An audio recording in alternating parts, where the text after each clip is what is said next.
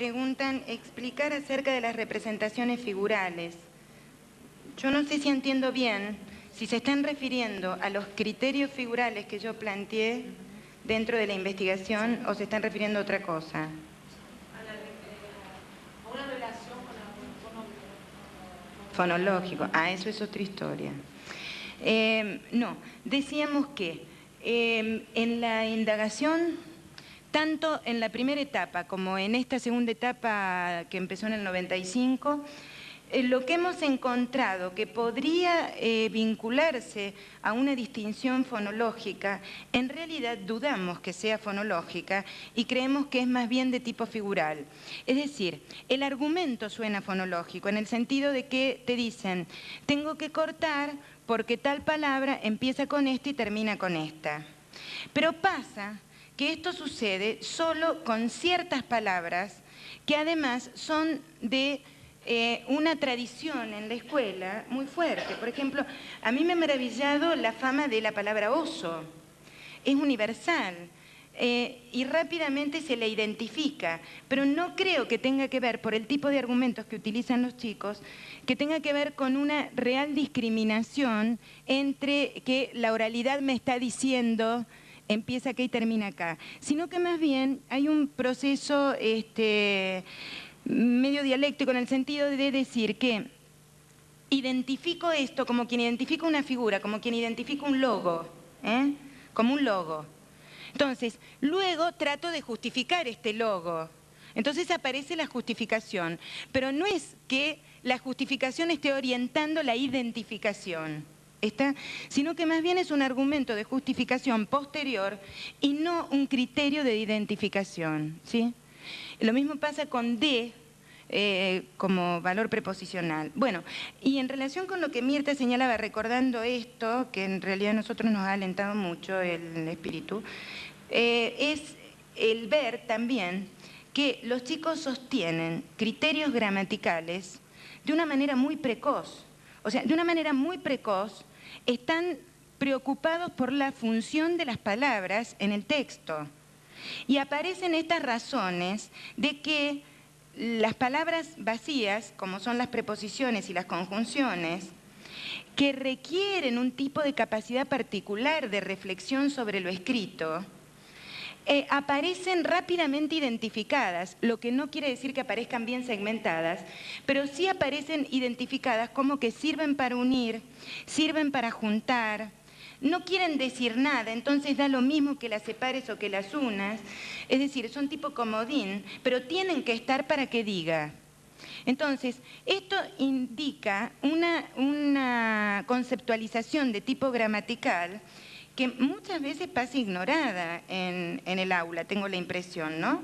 Es decir, estas consideraciones acerca de que no todas las palabras son iguales, como lo dice un chico acá, y no todas son iguales, no solo porque significan diferentes cosas, sino porque hacen distintas cosas.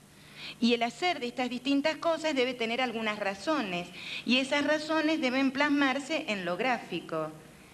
Y llamativamente, en algunos casos, los niños parecen reproducir algunas transformaciones que el propio sistema ha sufrido a lo largo de la historia, con lo que no estoy diciendo que el chico esté repitiendo la historia.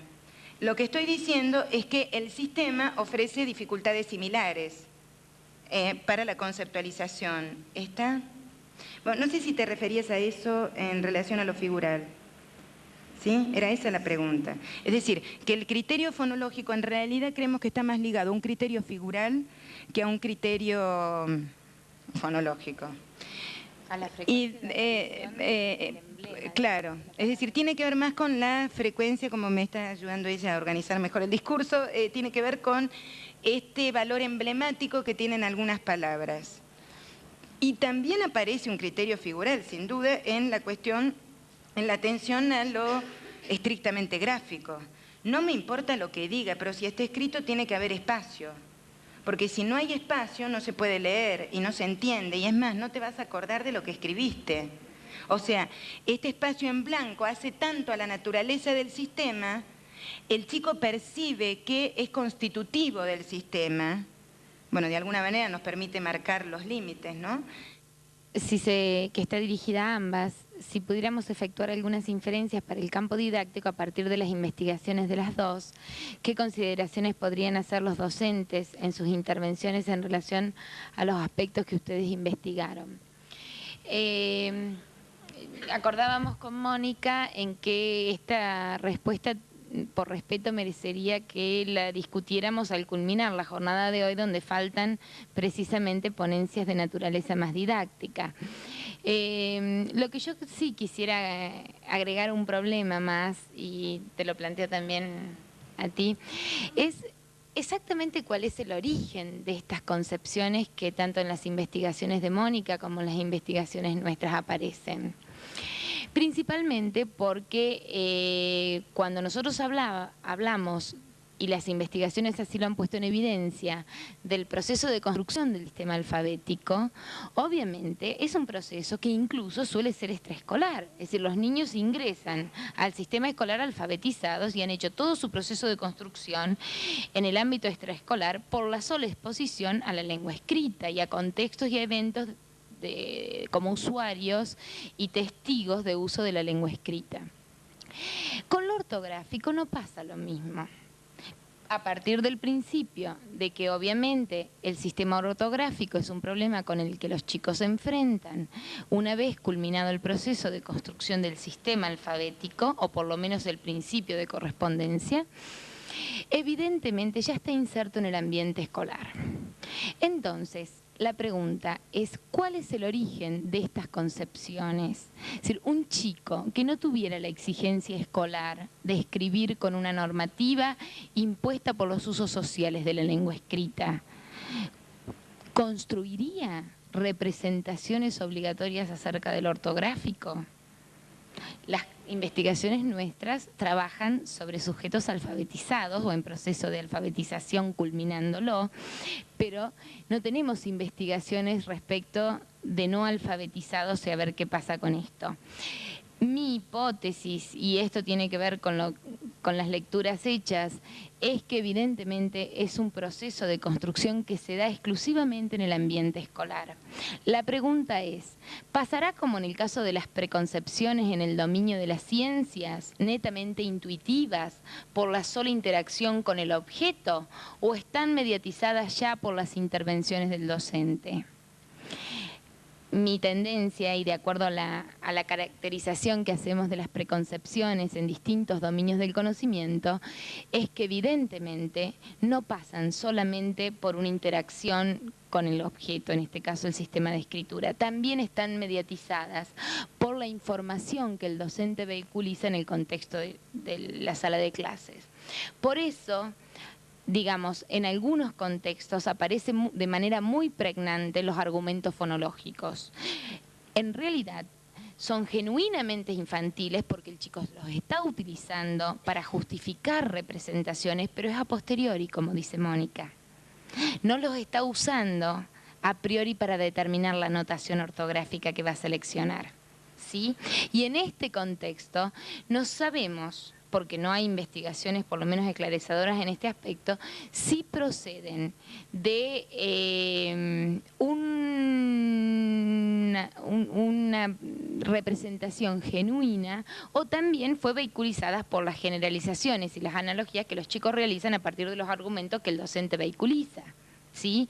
Es decir, desde el vamos, los chicos saben que hay una letra que es muda, desde el vamos estoy hablando de las experiencias escolares iniciales, saben que las palabras con acento suenan más fuerte, desde el vamos, porque ya es información que circula en su ambiente. Entonces, estos argumentos fonológicos que Mónica realmente puso en cuestión, porque tienen un estatus, yo les diría endeble, en el sentido de que no sabemos, porque no hay investigaciones que permiten deslindar si son genuinamente de los niños o ya vienen con esta impronta de la interacción social que fue de alguna manera vehiculizada en el contexto del aula. Mi respuesta de alguna manera demuestra mis hipótesis en este sentido, ¿sí? ¿Puedo decir? Sí. Bueno, lo que vos acabás de plantear tiene que ver con una pregunta que yo me había hecho para poner en este momento, que era si solo la institucionalización de la norma controla la distancia entre lo oral y lo escrito. Es decir, es una pregunta que tiene que ver con esta que vos te haces. Yo, digamos, creo sin duda en la influencia decisiva de la escuela, tanto para los logros ortográficos, para la pervivencia de los criterios ortográficos, como para la multiplicación de las transgresiones ortográficas. Pero también creo que existe un criterio normativo social, aún en padres analfabetos, que requieren, aún más cuando son padres analfabetos, que requieren de la escritura un grado de apego a lo normativo aún mayor que el que admitimos los que estamos más alfabetizados, porque bueno, para los analfabetos la escritura tiene un carácter sacro, entonces hay que respetarla mucho más. Y hay que tener mucho cuidado con lo que se escribe, porque lo que se escribe tiene que ser de determinada manera y no cualquier cosa.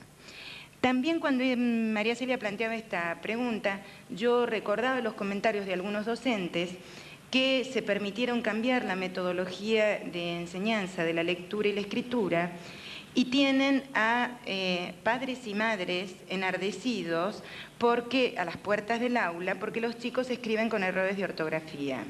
Entonces, ahora que los chicos son capaces de escribir bastante pronto, mucho más que antes, textos significativos, las preocupaciones se han puesto así de una manera pasional en la cuestión ortográfica.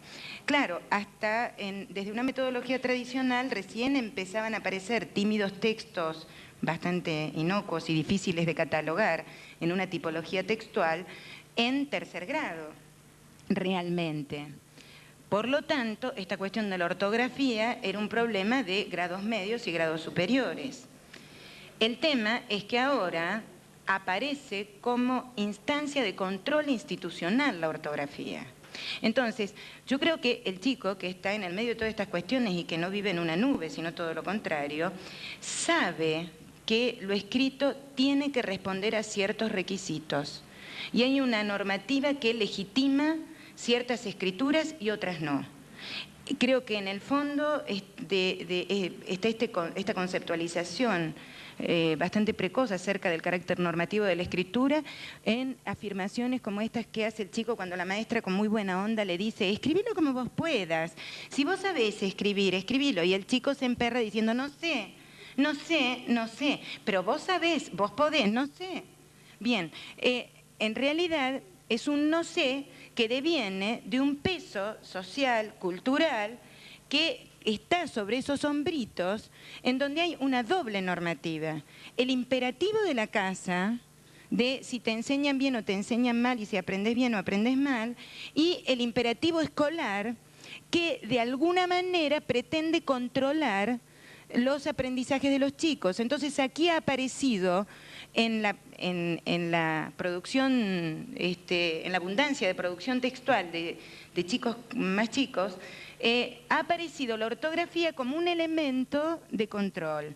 Bueno, creo que Mirta tiene mucho que decir respecto de estas cosas que estoy diciendo, pero en este sentido pienso, por un lado hay una pregunta, yo creo que hay una construcción bastante temprana de la idea de que lo escrito está ligado a ciertas reglas virtuales que hay que respetar. No sé muy bien cuál, pero sé que puedo cometer errores. Entonces más vale que diga que no sé antes que meter la pata y que me lo señalen. Es decir, que la escritura misma está socialmente ligada a lo correcto y lo incorrecto. Esto por una parte. Pero lo que sí persiste, y en esto coincido con ella, es cuál es el origen de esta normativa que permite limitar el cambio a tontas y a locas de la escritura y la impregnación, digamos, de la escritura desde la oralidad. Digamos, al punto tal de que creo que es bastante evidente cuando uno sigue el proceso de alfabetización de un chico cómo se modifica la oralidad en función de esta escritura. Bueno, yo trabajo en una escuela de fonoaudiología, por lo que estas problemáticas de perturbaciones del lenguaje, dislexias y demás, y afasias incluidas, son motivo de mucha discusión interna dentro de la facultad, ¿no? De hecho, es decir, ¿por qué la investigación nuestra está radicada en la Secretaría de Ciencia y Técnica y en la Escuela de Fonoaudiología, porque hay una línea de trabajo fonoaudiológico que basa ciertos diagnósticos de afasia en situaciones de escritura que manifiestan segmentaciones no convencionales.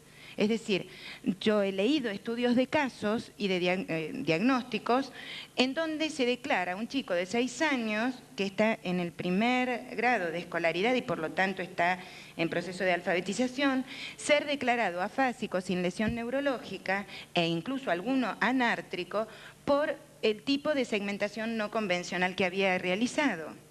Entonces, digamos, estos temas que parecen tan banales o tan privativos de la didáctica son mucho más fuertes y en realidad creo que está en juego el futuro y la vida de criaturas que en determinado momento, por ser derivados al gabinete o al consultorio particular de un fonoaudiólogo o un psicopedagogo, quedan con un estigma acá que no se lo saca la caricia más amorosa. Porque, digamos, el ir a una escuela normal, entre comillas, o ir a una escuela especial, hay una diferencia radical socialmente. Por más que lo cubramos de argumentos en beneficio del niño. Entonces, bueno, creo que tenemos que ser muy cautos. Los docentes, cuando derivamos, los profesionales vinculados a la educación, cuando determinan o no una perturbación o patología o dificultad.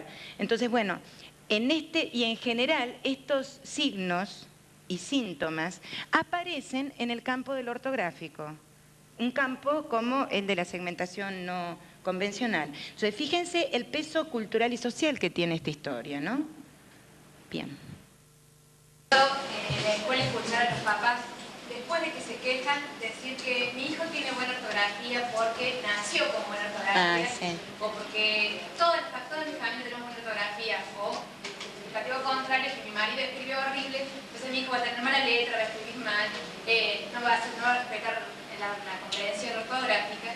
O por otro lado, dice, mi hijo lee mucho, así que va a escribir divino. O sea, ¿qué mirada le hacen a ustedes a ese tipo de afirmaciones que son sentido común por ahí que fuera las escuelas, ¿no?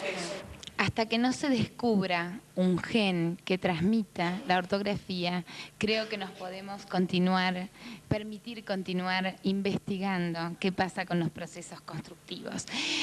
Quienes trabajan conmigo, docentes, deben haber escuchado este chiste muchas veces, pero en realidad es cierto, un docente, sobre todo los docentes que yo conozco y que trabajamos, saben que hay familias y los chicos de esa familia generalmente tienen que ver con una tradición en escritura y escriben bien, saben que hay chicos que son de familias que escriben mal. Hay un sistema de creencias sociales que además los educadores encarnizamos, que están fuertemente vinculadas al ortográfico. Con respecto a la cuestión de lo familiar, vuelvo a decir, hasta que no se descubra la existencia del gen, imposible especular más allá de ello. Pero sí me parece interesante plantear, en primer lugar, así como hay una creencia difundida de que la lectura coadyuva a mejorar la ortografía, yo creo que ustedes como docentes y nosotros desde nuestra experiencia sabemos que hay gente que pasa por una tradición de lectura impresionante y que no mejora su ortografía. Así como hay una creencia en positivo, tenemos datos y evidencia empírica en relación a lo negativo.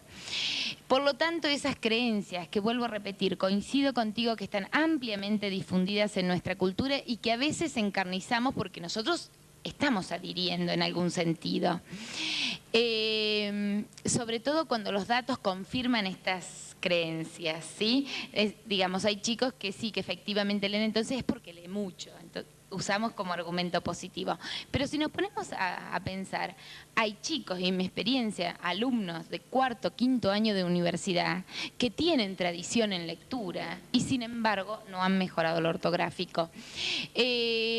Estamos haciendo un trabajo de investigación, este es mucho más reciente que lo que yo estuve presentando aquí, que tiene que ver con comparar un grupo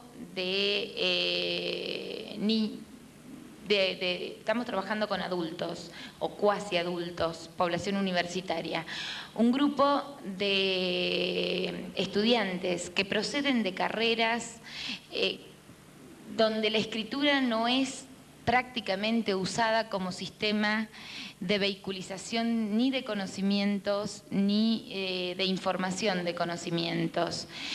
Son carreras más técnicas y estamos trabajando con una población donde son profesores de segunda lengua, de distintas segundas lenguas y profesores de letra. Y realmente vemos que la capacidad de reflexionar acerca de la lengua es un motivo determinante para mejorar la ortografía.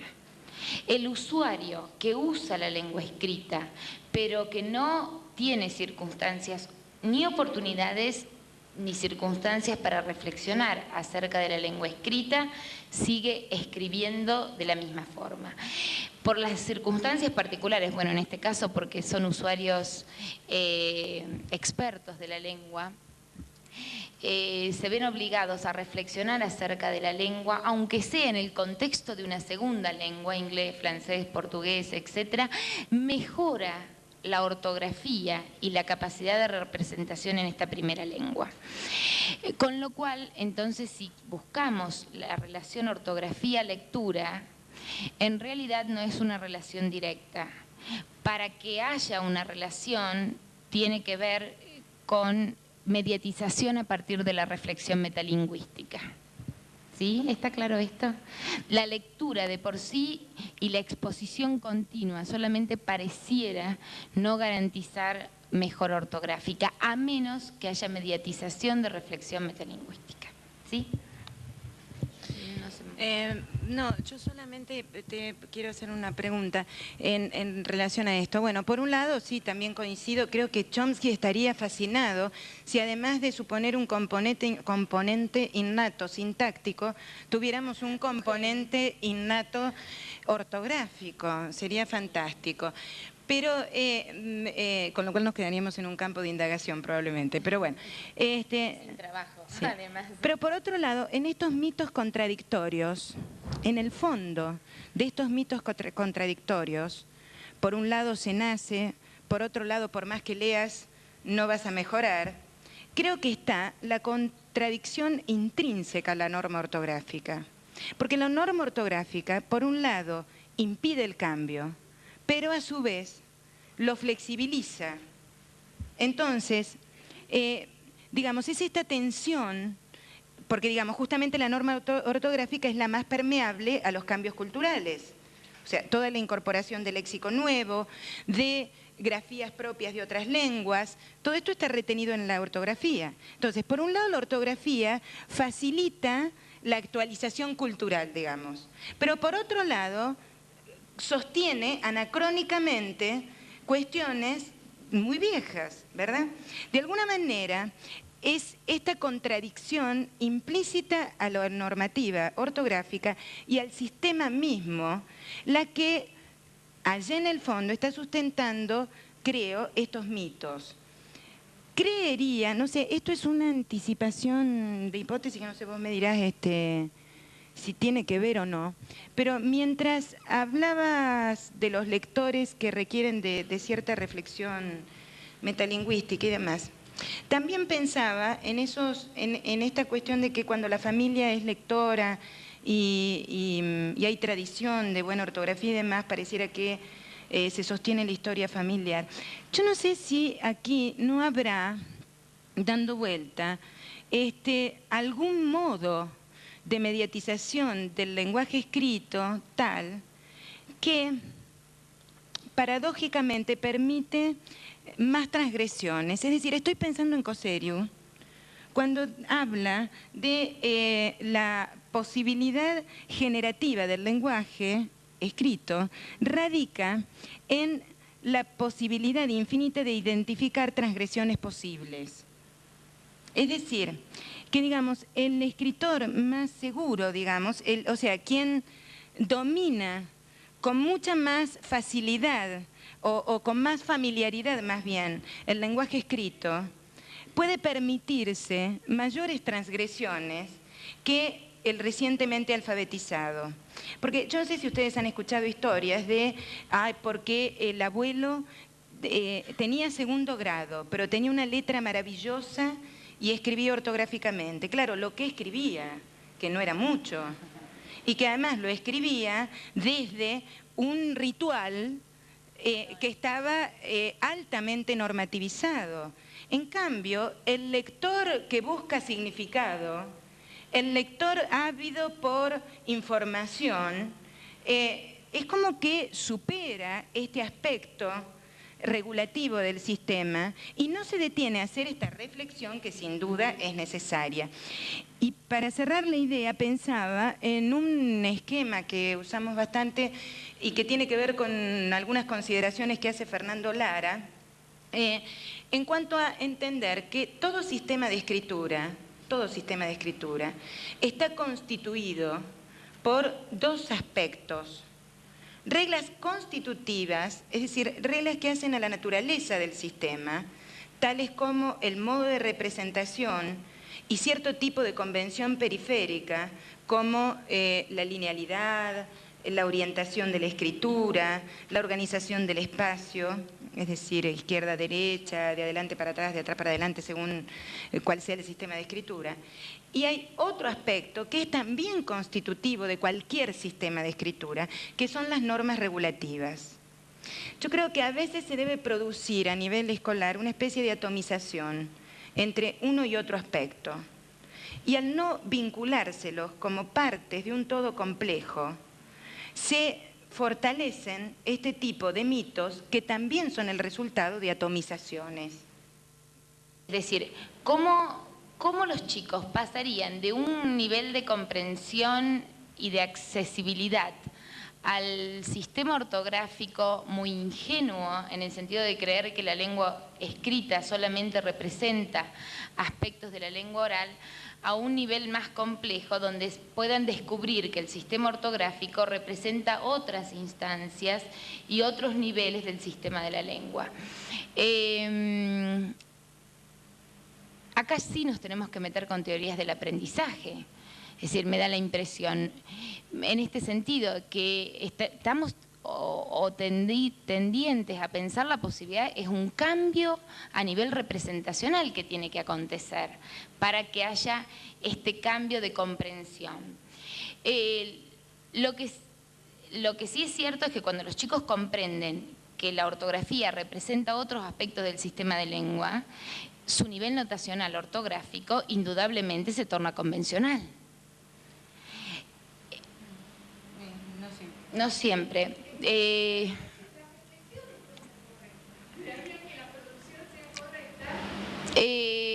Digamos que hay una correlación, no sé en términos. Lo que sí quiero avanzar es en esto. La estrategia de cambio conceptual siempre fue pensada, por lo menos en un sentido acotado y en un sentido puntual, como la suscitación de un conflicto o de una situación de insatisfacción a partir de la representación que el sujeto tiene respecto de este determinado aspecto o objeto de la realidad, y a partir de allí, de la suscitación de conflicto, supuestamente incorporaría o mejoraría esta representación. La cuestión no sé si tampoco pasa por este aspecto tan lineal, porque de repente hay ya nuevas teorías del desarrollo y con implicaciones para el aprendizaje, donde están hablando de distintos niveles de manejo de información. Un nivel, esto es todo un planteo que yo estoy haciéndome en este momento, o sea que respuestas certeras tampoco tengo. Habría un nivel de manejo encapsulado de la información donde los chicos dan una respuesta correcta y no se sabe por qué. Son los chicos que escriben había con H y B larga porque lo han visto escrito y no saben por qué. Es decir, en el caso de la ilustración que yo presentaba, en una ilustración donde de la chiquita de 6 años, donde hay varias traslocaciones ortográficas, sin embargo, viven aparece escrito con B corta. Y a esta chiquita, si uno le pregunta, no sabe por qué. Es decir, aparecería, y es el nivel que marcaba un poco Mónica cuando hablaba de cierta pregnancia de lo escrito, de manera que eso se adquiere de forma encapsulada. Es decir, se registra, los chicos lo usan porque así lo han visto, pero no saben por qué. Pero eso garantiza a lo mejor algún éxito ortográfico. Y digamos, con algunas palabras que tienen redundancia y frecuencia expositiva, es decir, con el había, con el viven, con el alf, con boca, es decir, con palabras que tienen mucha frecuencia en la exposición. Entonces, los chicos de alguna manera, por esta pregnancia gráfica, aparece como un registro encapsulado, pero no saben ni por qué se escribe, no hay ni un nivel de acceso a esto. Hay otra posibilidad de acercamiento en la respuesta de los chicos que no están tematizadas en la investigación nuestra porque las estamos descubriendo a partir de esta otra teoría. Es decir, donde los chicos utilizan determinado rasgo de manera convencional, pero no pueden dar un nivel de explicitación de por qué lo usan, aunque sí saben que es porque la maestra lo dijo, porque el otro lo usa, porque yo lo he leído y lo he visto, ¿sí? Tienen algún nivel de posibilidad de explicitar por qué lo están usando, pero que tampoco coincide con la naturaleza genuina de justificar en relación a la naturaleza del objeto.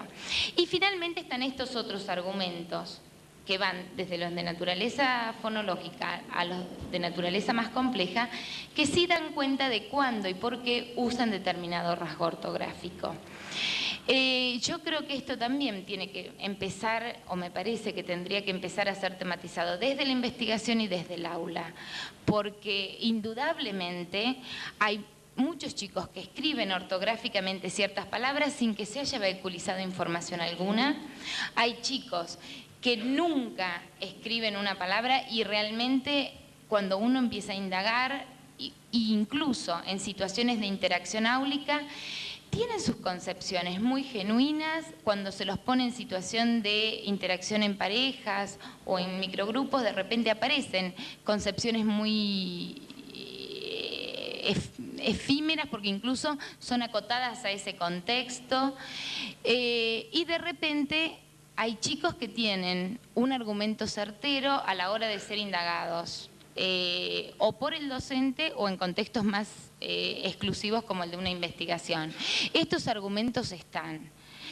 No aparecen a lo mejor con la frecuencia deseable en los contextos pedagógicos, es cierto, pero tampoco el hecho de que no aparezcan a mí me permite decir que no están. Con esto terminamos, pero quería señalar algo. En la experiencia que hicimos con el plural, con la escritura de la S, veíamos algo que también estamos viendo con estos chicos en esta indagación, que este pasaje de un conocimiento epilingüístico, es decir, de un saber hacer, a un conocimiento que implica una reflexión acerca de este saber hacer. Por ejemplo, en la muestra de plural trabajábamos con chicos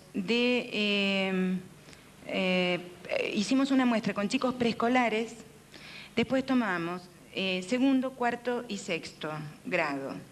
Bueno, chicos preescolares escribían, incluso a veces prealfabéticamente, pero la S sabían que tenía que ir, para decir muchos.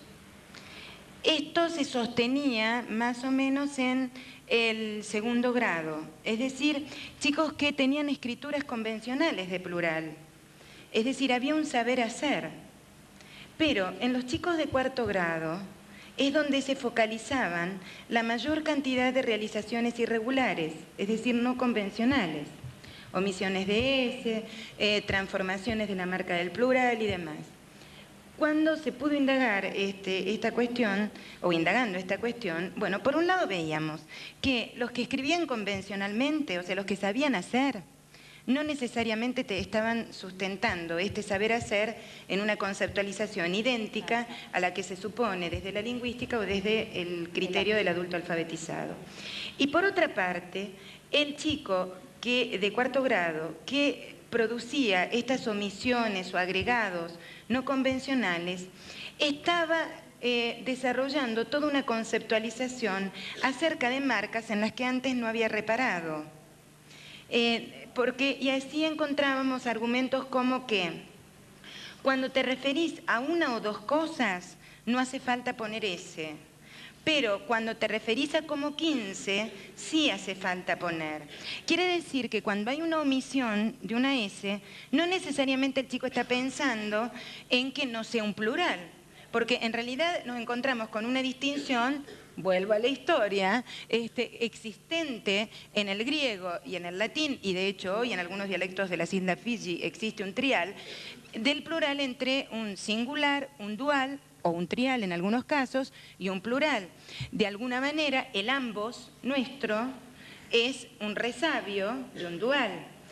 Entonces, digamos, pero donde aparecían más errores es donde había mucha más conceptualización de tipo lingüístico, ¿no? Entonces, esto bueno, por otra parte también es interesante señalar esta cuestión. En los chicos que tenían una escritura convencional de S, también cabe señalar, yo tengo mis serias dudas con esto de los criterios fonológicos, ¿no? Cabe señalar que el idiolecto rosarino, rioplatense en general, pero rosarino en particular, nos tragamos cuanta S existe. Entonces, digamos, no es que ahí haya una transposición de una realización fonológica, además estamos hablando de chicos prealfabéticos, o sea que imposible. Es decir, yo tengo presente acá la escritura de un nene que le hicimos escribir payaso y payasos, y dijo, tengo que poner la de mi mamá. Pero esto sí, en todo caso, tendrá que ver con una cuestión, la de mi mamá que se llama Susana, o sea, una S. Yo creo que sí tiene que ver con cuestiones figurales, emblemáticas. No dejo de pensar que la ortografía tiene mucho que ver con el logro de automatismos que la escuela promueve. Yo tengo mis serias dudas respecto de que haya que explicitar todo en el aula, porque francamente eso seguiría perpetuar, esto no sé, lo discutiremos a la tarde con el tema de la didáctica, pero sería de alguna manera perpetuar la necesidad de control que ha caracterizado a la educación, ¿verdad? A la educación escolar, por lo menos. No creo que garantice esto nada. Creo que las producciones de los sujetos, y tanto los éxitos como los errores, nos dicen algo acerca de ese sujeto que sería bueno que lo capitalizáramos en términos de educación, porque siempre la investigación va más lento que los tiempos de los chicos que hoy se tienen que alfabetizar, pero el tiempo de los chicos es hoy. No mañana, cuando María Celia o toda la gente que estamos preocupados por la investigación tengamos los datos. Entonces, creo que es importante el tener ciertos criterios, criterios casi de carácter, entre comillas, preventivo, perdonen la referencia a la salud, preventivo en el sentido de que, bueno, paremos un cachito, ¿qué está pasando con este? ¿Por qué acierten esto y por qué en aquello no? Dando por sabido que el conocimiento de este sujeto es diferente a mi conocimiento y que las exigencias de este sujeto son diferentes a las mías, que soy docente, que formo parte de una institución que me controla, que me somete a seguimientos y a instancias de evaluación totalmente distintas a las que pretendo proponerle a mi alumno. Entonces creo que el tener ciertos hitos en el camino, por eso, bueno, cuando yo empecé a contarles mi trabajo, hablaba de compartir un camino, porque creo que los caminos recorridos por otros pueden servir también de posta, de señal, para poder repensar mi propio camino, que siempre va a ser propio de mis alumnos, de la institución o mía, pero que el tiempo no puede desperdiciarse en términos de, en espera de una respuesta que legitime, en espera de una norma que legitime. Creo que tenemos que poner más en juego nuestra creatividad, ¿no? Y nuestro saber. De todas maneras, yo coincido con Mirta. Hay una serie de planteos que nosotros nos estamos haciendo en un nivel muy prematuro, en un nivel muy incipiente, que indudablemente son, lo queremos dejar claro, son planteos que tenemos en este momento que no son de ninguna manera ni necesariamente, ni siquiera significativamente derivables a la situación áulica y que indudablemente yo sigo reclamando y eso espero que los desafíos en algún momento sean tomados, la necesidad de investigación didáctica al respecto. Sí.